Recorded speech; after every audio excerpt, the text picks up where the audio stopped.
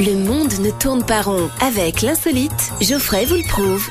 Non, c'est un peu plus sérieux aujourd'hui, mais insolite tout de même. C'est le 8 mars aujourd'hui, journée internationale des droits de la femme. Une journée où donc on met la femme à l'honneur, une journée où il est dans le fond, question de pointer que les droits des femmes à différentes échelles, selon les domaines ou les pays, ne sont pas toujours bien respectés. Voilà le propos. Et sur ce propos-là, je suis le premier à soutenir la cause des femmes. Oui, mais, il y a toujours un mais quelque part. Moi, j'ai un problème sur la forme.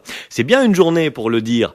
Mais tu fais quoi les autres jours, Il me semble que de créer une journée tout spécialement... Bon, allez, les gars, on met en avant la femme le 8 mars, comme ça demain on passe à autre chose, C'est encore plus méprisant, comme il me semble, Mais heureusement, quand tu fouilles, à l'origine du truc, quand tu remontes, c'est une femme qui a lancé l'idée. Donc ouf.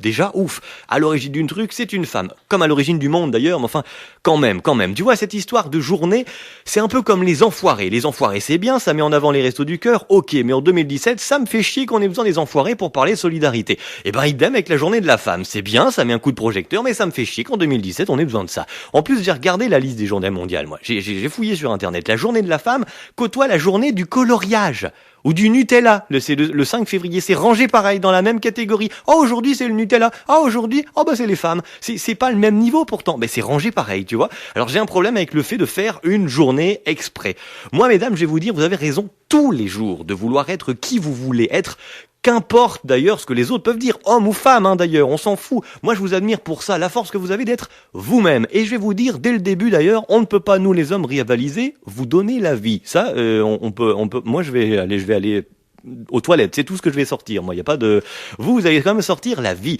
On dit donc derrière chaque grand homme se cache une femme, sauf Nicolas Sarkozy est trop petit pour qu'elle se cache derrière. Mais quand même, il y a une femme derrière. Et si derrière chaque grand homme il y a une femme, j'ai envie de citer le célèbre philosophe Patrick Juvet. Mais où sont les femmes aujourd'hui alors ? Parce que moi, quand je regarde, je vois plus de grands hommes.